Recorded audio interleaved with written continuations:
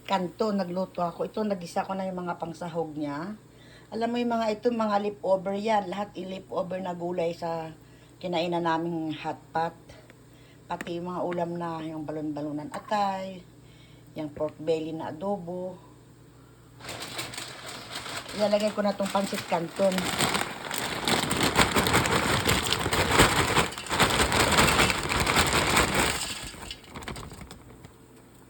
Nagisa ko na yung mga gulay niya.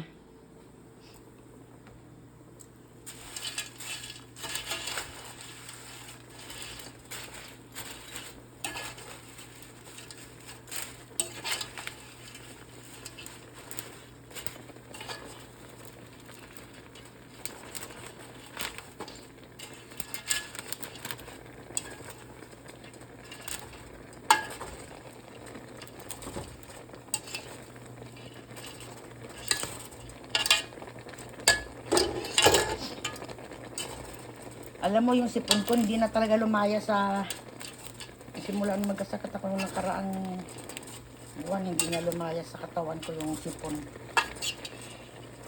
Kaya singot ako ng singot. Pasensya na mga kalods. Minsan nakakalimutan ko na. Kasingot ako na nakasingot.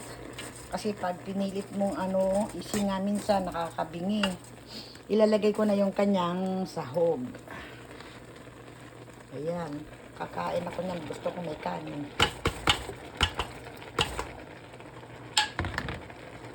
Yung hipon na yan galing yan sa hotpot eh.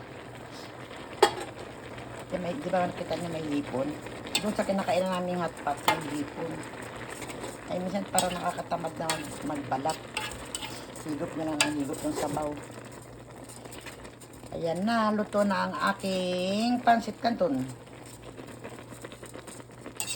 O, diba? Sarap ng craving ko. Thank you for watching and kindly follow for more of my videos. Tinalian ko yung buhok ko kasi minsan nangangamoy na sa amoy ng pagluluto ko dito. Thank you.